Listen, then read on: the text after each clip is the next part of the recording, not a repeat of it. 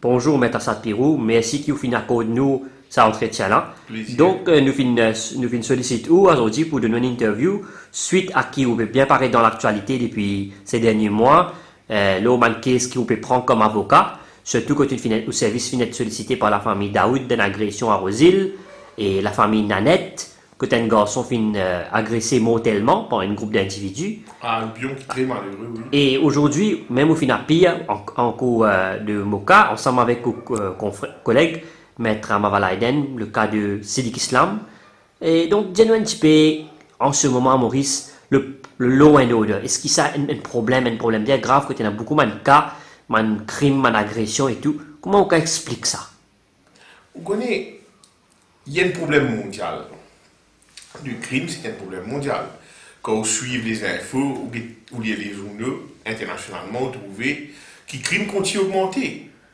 Il y a plusieurs raisons économiques derrière, il y a plusieurs raisons sociales derrière.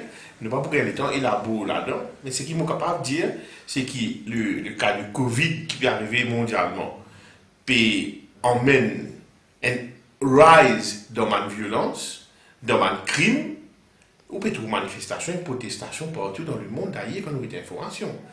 Mais le crime peut augmenter et il est logique.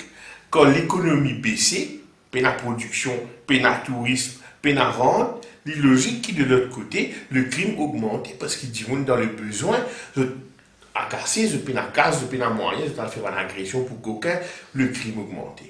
Donc, il y a un problème social, comme il y a un problème économique mondial. Maurice aussi peut passer là-dedans. Donc, c'est un peu logique qui crime augmenté, malheureusement. Bon, les autorités peuvent faire ce qu'ils sont capables. Les autorités policières, les forces policières peuvent faire ce qu'ils sont capables. Mais bon, bizarre de nous autres, pas de moyens qu'ils ont demandé depuis des décennies, c'est-à-dire le matériaux, l'équipement, logistique et l'encouragement qui va le policier bizarre pour continuer à faire un bon travail. Et en même temps, je suis content de passer un commentaire, comment un crime peut être élucidé. Nous sommes positifs parce qu'il est réaliste aussi. Parce que quand nous avons une caméra qui filme à travers Maurice, Safe City, on appelle ça, vous trouvez qu'il peut payer. Il peut emmener certains crimes à la lumière des autorités. Donc, il peut aider pour garder évidence contre un criminel. Et aussi, moi, salue aussi la nomination du commissaire de police, M. Servantin, qui est un gentleman qui me connaît bien, et aussi M. Djangui à la tête de la Central CID, qui est un bien compétent, et il fait ses preuves dans le passé. Donc, c'est des choses qu'ils mettent en place. Mais est-ce que ça peut suffisant pour arrêter le crime, pour diminuer le crime, ou pas quoi? Parce qu'il y a un problème mondial, il y a un problème de société. We have to go really deep to the root of the problem. Ça nous capable passer une nuit, M. Dorimia, pour me rendre dans le détail, pour expliquer comment nous pouvons faire pour essayer de diminuer le crime, qui va nouveau la loi qui nous vient passer, etc. Donc, voilà. Et vous êtes aussi sollicité par un travailleur qui ne peut pas de travail, au moins une vingtaine, qui finit le Redundancy Board. Et donc, avec sa nouvelle loi qui peut passer, la loi du travail, qui vous pensez là? Vous connaissez, nous faisons comme un légiste analyse la loi là. Je ne vais pas parler en détail parce qu'il est plus compliqué pour faire une analyse de la loi complètement. Nous faisons guetter what is the intention of Parliament before passing that law. C'est quoi l'intention du Parlement, législateur, avant de mettre ça dans la loi là? Il y a un contexte précis que nous sommes en une période de crise de Covid, que presque 3 mois, tout le monde mourit à faire dans la case. Cette période de 3 mois là, pas fini dans le travail, pas fini dans income, pas fini dans rentrée d'argent. Et le gouvernement finit mettre la loi en place, mais en même temps, parallèlement à la loi là, il finit mettre un scheme que il peut aider une compagnie, payer un employé. Le gouvernement peut donner l'argent à une compagnie pour payer les travailleurs. Mais ce qui et beaucoup de ces compagnies la fin prend l'argent là. Mais ce qui choque moi là-dedans, c'est qu'ils ne peuvent pas casser le gouvernement et qu'en même temps, je peux servir de prétexte avec sa nouvelle loi qui finit mettre en place pour et sauver ban compagnie, et sauver ban patron, et en même temps sauver ban employé, pas seulement l'employeur. Donc, je peux servir à la loi là dans d'autres intérêts. Certains patrons malhonnêtes. Qu'est-ce que je peux faire? Je peux essayer de mettre des hauts, et je peux faire en sorte pour mettre des hauts, ban employé qui fait un travail plus longtemps avec eux. Qui raison? Parce qu'il plus sous travail longtemps, plus il gagne une compensation. Donc, ça c'est malhonnête. Mais ce qu'ils m'ont envie de dire aussi, c'est qu'il y a une compagnie qui a moins que 15 employés. Ils n'ont pas besoin à redundancy board pour mettre ça un employé là, des hauts. Mais il y a un check and balance dans le pays. Il y a la cour industrielle, comme on connaît, l'indépendance du judiciaire est primordiale pour une démocratie. Et nous avons salué le judiciaire à Maurice. C'est un rempart, c'est un garant qui est là pour protéger tout citoyen contre des gens malhonnêtes et des gens qui ont mauvaise intention, qui peut servir d'un instrument légal à ce l'intérêt. Vous connaissez, il y a un principe dans la loi du travail qui dit où he who comes first leaves last, he who comes last leaves first. Mais c'est moi quand vous pouvez guetter, c'est pas du monde qui ne fait qu'embaucher pendant un an et demi, qui peut rester employé. Moi, c'est qui fait 20 ans, 22 ans de service, puis mes autres déos peut servir à la loi là pour contourner. Est-ce que vous pensez qu'il y a une bonne façon que petit à des gens qui plus vieux, puis de nous un l'argent, puis de nous aller? Définitivement pas. Bien réprimande employeur malhonnête. Parce qu'imagine bien, ça, employeur qui finit construire l'empire, il n'est pas fini construire lui seul. C'est la Suisse à travailler qui commence à zéro ensemble avec lui qui finit de construire sa compagnie-là. Et aujourd'hui, pour un moment de difficulté, il ne faudrait pas nous servir de la loi qui finit de mettre en place pour sauver l'économie, pour sauver les travailleurs et les employeurs. Je détourne ça la loi-là pour votre propre intérêt personnel et c'est malhonnête de le faire. Donc, selon vous, on peut dire qu'il y a certains patrons malhonnêtes qui peuvent prendre casse avec le gouvernement et je peux mettre du monde dehors. Oui, je prends casse là, même dans un redundancy board ou je t'allais ailleurs, moi vous cite non. Mais c'est comme ça. Et ça, c'est très très mal pour la société parce que c'est maintenant un travailleur qui peut souffrir. Je comprends. Qui si peine patron peine à travailler, si patron peine à casse pas pour payer travailler, oui.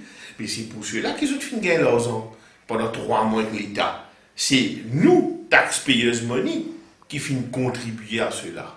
Mais on n'est pas capable en même temps prendre casse et qu'en même temps on fait malhonnête. Donc il y a beaucoup de cas qui ne pas citer non, mais il y a beaucoup de cas qui ça peut arriver dans Maurice et ça peut cause un concern généralisé si il y a une explication correcte pour qu'il va Maurice comprendre qu'il peut arriver. Donc, M. Pirou, demain, pour une manifestation, pour plusieurs partis politiques, peut-être pour même certains avocats, des activistes qui vous descendent dans la rue. Qui vous pensez de cette démarche-là? Nous interviews purement légales, nous ne sommes pas intéressés à rentrer dans les affaires politiques.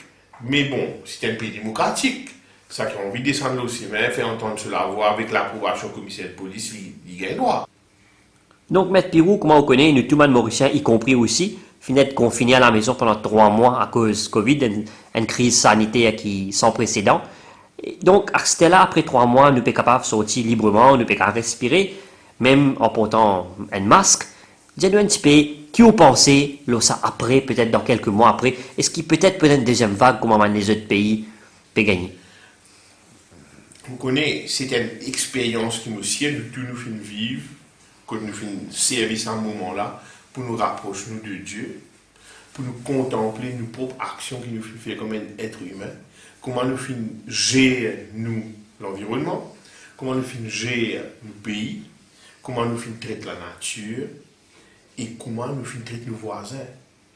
Ça, c'est un moment intense que nous saute de ce confinement-là, wiser, assagi, plus calme, plus croyant, avec plus de foi en Dieu, parce qu'il nous trouvait tout ça que vous pouvez trouver là, c'est éphémère. L'économie, l'industrie, l'emploi, l'argent, tout ça là, c'est des affaires éphémères. Ça. Mais grand merci, avec l'aide de tous les Mauriciens, surtout les frontliners, les médecins, qui fait un travail formidable, les attendants des hôpitaux, des policiers, qui fait un travail formidable. Et nous réussissons à combattre le Covid, bien sûr, avec l'apport de tout le monde, hein, l'État, les médecins, tout le monde. Nous avons réussi à combattre le Covid à Maurice. Mais tout cela fin arrivé, c'est parce qu'il y a une mesure il prend à l'heure, et une mesure qui fin prend là, il prend rapidement, et une mesure qui fin prend là, fin aider parce qu'il fait ferme frontière. Il fait test tout le monde, 150 000 à peu près, 175 000 à peu près. Et que ça va tester là, et fin mettre en place quarantaine. Et ben, du monde qui peut retourner depuis les autres pays, aujourd'hui, ben, Mauricien qui peut rapatrier, périr sans quarantaine. Tout ça là, il contribue à faire que Maurice aujourd'hui est un COVID-free country. Mais bien sûr, nous pouvons trouver, peut déjà commencer, il y a une pression économique, des détenteurs du pouvoir économique. Le gouvernement peut bien ouvrir les frontières, bien sauver l'industrie touristique, etc. Bien sûr, bien sauver, mais à quel prix? Il ne faut pas penser qu'ils ont ouvert les frontières de sitôt. Parce que tout bon pays qui peut ouvrir les frontières peut gagner une deuxième vague. Et nous pouvons lire dans le journal international, dans un pays comme la Grèce, l'Italie, qui ouvre les frontières, mais les touristes ne sont pas venus. Dis-moi, pas peut sortir, pas peut risquer pour un avion, parce qu'ils ont connu dans l'aéroport, dans l'avion, quand il y a air conditioning et c'est freezing cold, beaucoup de gens attrapent le Covid. Donc, on peut trouver un pays comme l'Italie, comme la Grèce, etc., peut ouvrir les frontières, peut gagner une deuxième vague, mais en même temps, pas peut gagner touristes. Donc, moi, je pense que Maurice nous besoin play it safe. Maybe nous avons tendance mondiale, comment parler, si peut gagner un vaccin, un pays qui peut faire un vaccin, peut guérir, nous donnons 3 4 mois l'état jusqu'à la fin de l'année, ou même jusqu'à l'année prochaine, et finit. Nous obligés à faire sacrifice pour nous capables de sauver nous. Je pense comme ça, hein? Parce que tout ça là, mais ça. L'économie, si tombée aujourd'hui, des revenus demain. Mais la santé, la vie, il n'est pas même, il God sent. Donc, I think that's more important pour moi. La priorité, c'est nous, les Mauriciens, nous besoin vivre en sécurité et nous pas besoin de gagner tracas. Parce que pas de monde, si vous ouvrez l'hôtel demain, mais ça va de monde qui vous service à les touristes là, pas pour les Mauriciens. Les touristes, pas pour mettre en quarantaine. Mais quand ça va de Mauriciens, la case que les autres voisins et dans notre environnement, vous faites malade là partout, c'est logique.